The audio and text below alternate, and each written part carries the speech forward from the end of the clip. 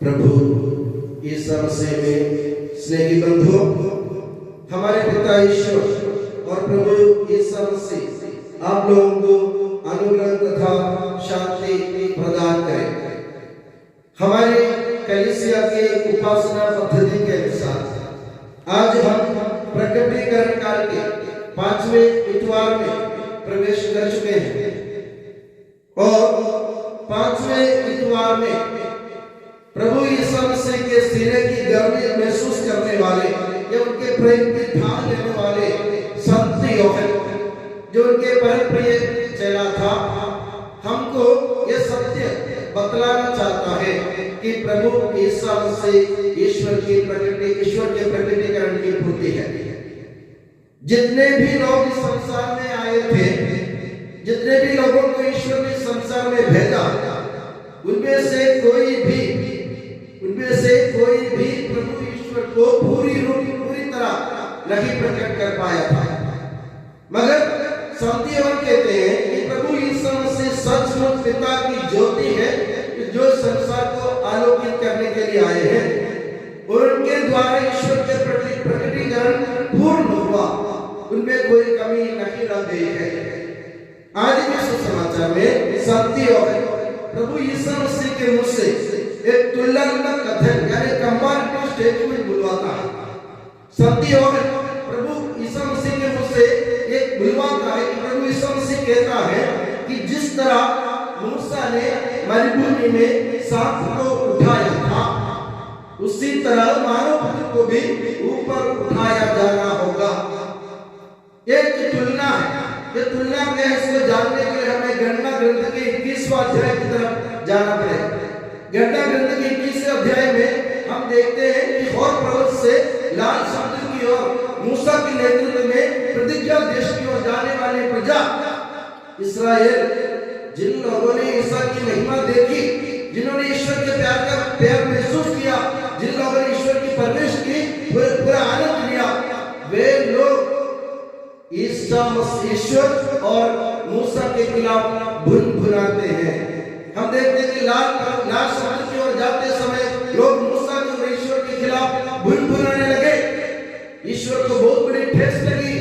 ईश्वर ने उनके पास विषैले सांप भेजे और विषैले सांप के दंश से बहुत सारे लोग मर गए।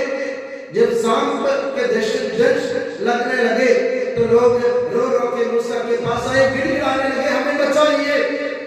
मूसा ने फिर उनके लिए हाथ पसार कर ईश्वर के सामने विनती की, इन लोगों को बचाओ। तो ईश्वर ने मूसा से कहा, तुम एक काम करो, एक डंडे पर एक सर्प को बनाओ, पहले कांसे के सर्प को बनाओ और सर्प को तुम एक डंडे पर लगाओ और जो भी उस सर्प की तरफ या उस सांप की तरफ देखेगा, सर्प देश से मुक्त हो जाएगा, उसे जीवन मिल जाएगा। और जितने भी लोगों ने ऐसा सांप को देखा, वे सब जीवित हो गए, सर्प देश से मुक्त हो गए। मगर आप जानते हैं उनमें से कोई भी प्रतिज्ञा देश में नहीं प्रवेश नहीं कर पाए, उनमें से कोई भी नहीं कर पाए। उनको जीवन तो मिला मगर वो जीवन अस्थिर था। उनके सामने ईश्वर की महिमा प्रकट हुई मगर वो प्रकटीकरण पूर्ण नहीं था। मेरे कहने का मतलब यह है मूसा द्वारा जो प्रकटीकरण हुआ वो पूर्ण नहीं था, वो स्थिर नहीं था, वो स्थायी नहीं था, वो व्यक्तिगत नहीं था। मूसा को सर्प से या उस प्रकटीकरण से कोई लेना देना नहीं था। दूसरी बात हम देखते हैं कि मूसा के हाथों द्वारा बहुत सारी बार ईश्वर की महिमा प्रकट हुई। हम देखते हैं कि जब मिस्र देश से वे लोग निकलते हैं मूसा के नेतृत्व में, तो लाल समुद्र को ईश्वर ने 2 टुकड़ों में चीर दिया, क्योंकि लोगों को उस पार पहुंचाने के लिए ईश्वर की महिमा का प्रकटीकरण था, मगर वो भी पूर्ण नहीं था। और हम देखते हैं कि सिनाई पर्वत पर ईश्वर मूसा को दर्शन देते हैं और वहां 10 आदेश देते, वहां भी ईश्वर की महिमा प्रकट हुई। वो महिमा भी पूर्ण नहीं थी, वो प्रकटीकरण पूर्ण नहीं था। और हम देखते हैं कि बहुत सारे नबी आए थे, बहुत सारे न्यायकर्ता आए थे, बहुत सारे राजा आए थे। इन सबके सामने, इन सबके कारण, इन सबके हाथों से ईश्वर की महिमा प्रकट हुई इस्राएल में, मगर वो भी पूर्ण नहीं था, क्योंकि इन लोगों ने किसी ने भी कभी अपने व्यक्तिगत रूप से ईश्वर की महिमा के प्रकटीकरण का कारण नहीं बना था। मगर ईसा मसीह जो ईश्वर का स्वयं का पुत्र है, जो स्वयं ईश्वर है। उन्होंने प्रभु ईश्वर को पूरी तरह इस दुनिया में प्रकट कर दिया। उन्होंने पूरी तरह ईश्वर को प्रकट कर दिया, कोई कमी नहीं रह गई है। इसलिए आज के सुसमाचार में हमने पढ़ा, ईसा मसीह कहते हैं ईश्वर ने संसार को इतना प्यार किया कि उसने उसके लिए अपने एकलौते पुत्र को अर्पित कर दिया, ताकि जो भी उस पर विश्वास करे उसका सर्वनाश ना हो जाए। जितने लोगों ने मूसा पे विश्वास किया वे सब मर गए, जितने लोगों ने नबियों पर विश्वास किया वे भी मर गए, जितने लोगों ने न्यायकर्ताओं पर विश्वास किया वे भी मर गए, जितने लोगों ने राजाओं पर भरोसा किया वे भी मर गए। मगर ईसा मसीह तुलना करते हुए कहते हैं वे सब मर गए, मगर जो मुझ में विश्वास करेगा वो नहीं मरेगा। और हम देखते हैं कि प्रभु यीशु मसीह इसमें सत्य के सुसमाचार को हम कहते हैं कि ये प्रकटीकरण का एक सुसमाचार है, इसमें ईश्वर की महिमा के बारे में ही बताया गया है।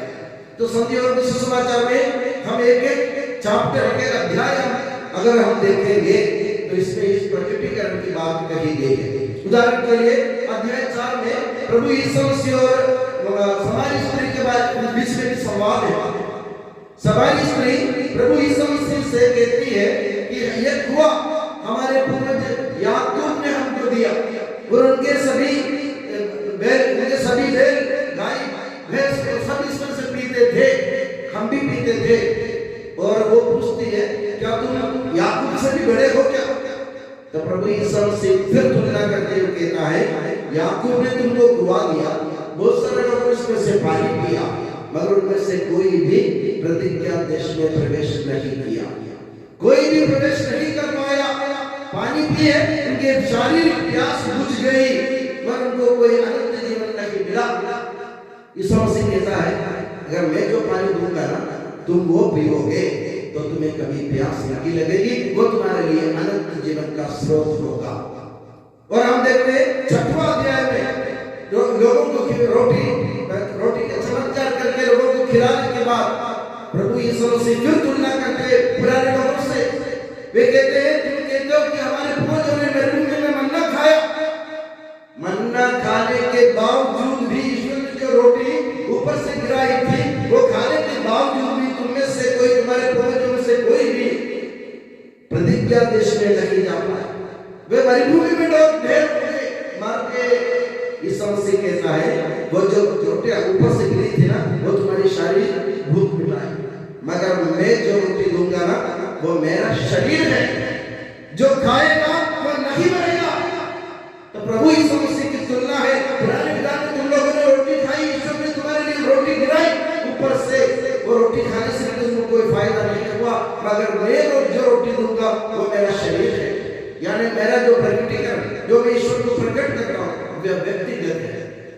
और हम देखते हैं कि इब्राहिम की बात मोरिया के उस पहाड़ में जब वो अपने पुत्र को बलिदान देने के लिए गया था, ईश्वर ने इब्राहिम के विश्वास को देखकर एक मेमने को भेजा। उस मेमने को ईश्वर इब्राहिम की संतान इसहाक के बदले इब्राहिम ने उनका बलिदान दिया।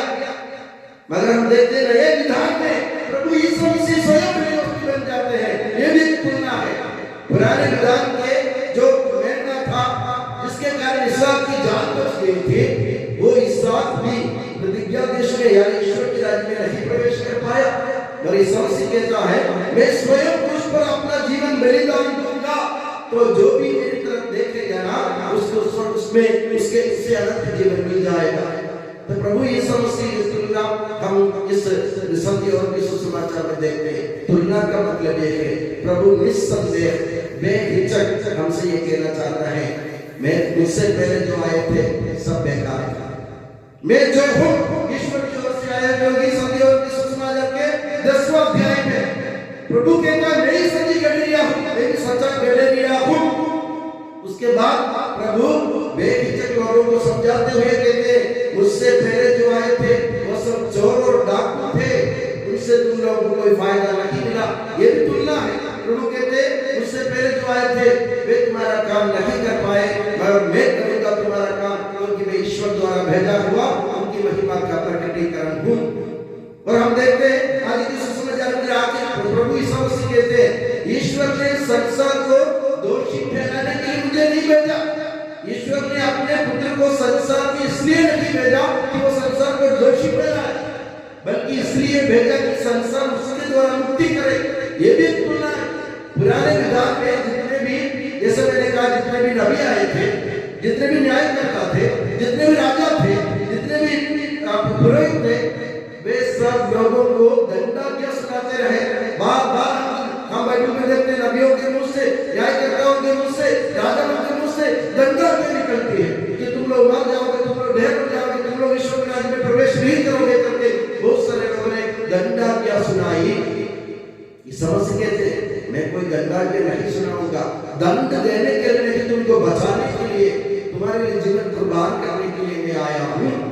तो मेरे प्यारे बंधुओं, प्रभु के कहने का तात्पर्य है, या शांति हवन का मतलब यह है कि प्रभु यीशु मसीह से पहले कोई व्यक्तिगत रूप से प्रकटीकरण नहीं कर पाया और प्रभु यीशु मसीह के बाद भी कोई नहीं कर पाएगा।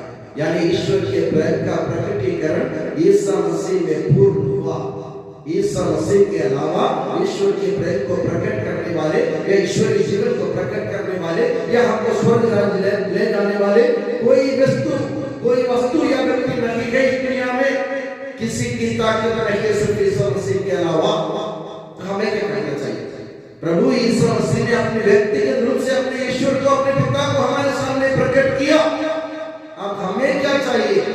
हमें उन इस्राएली लोगों के जैसे ईश्वर के खिलाफ भुनभुनाना नहीं चाहिए। हमें उन लोगों की तरह विद्रोह नहीं करना चाहिए। हम उन लोगों की तरह दूसरे देवताओं के पीछे भागने नहीं चाहिए। हमें क्या करना चाहिए?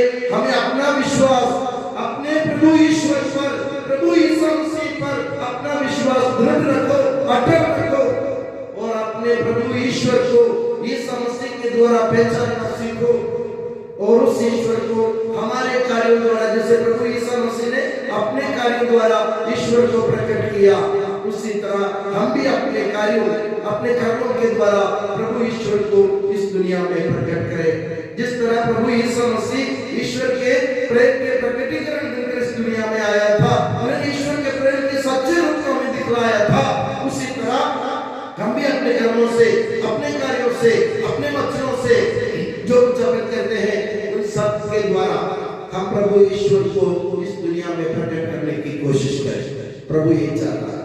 तो दो बात हमें याद रखने की जरूरत है। मैं अभी तक 10-15 मिनट में आपसे बोल रहा था। इसका साथ यह है, प्रभु यीशु मसीह के अलावा इस दुनिया में कोई मुक्तिदाता नहीं है जो ईश्वर को प्रकट कर सकता है।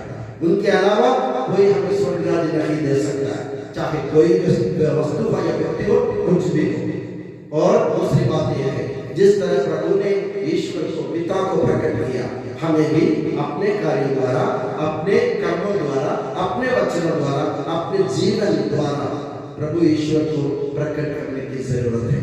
तो मैं दुआ करता हूँ कि प्रभु हमको ऐसा वरदान दे कि हम अपने जीवन से प्रभु ईश्वर को प्रकट करें। और मैं दुआ करता हूँ कि प्रभु यीशु मसीह और माता मरियम आप सभी को हमेशा अपनी नियमों की छत्र छाया में सुखी और सुरक्षित रखे। पिता, पुत्र और पवित्र आत्मा के नाम पर आमीन।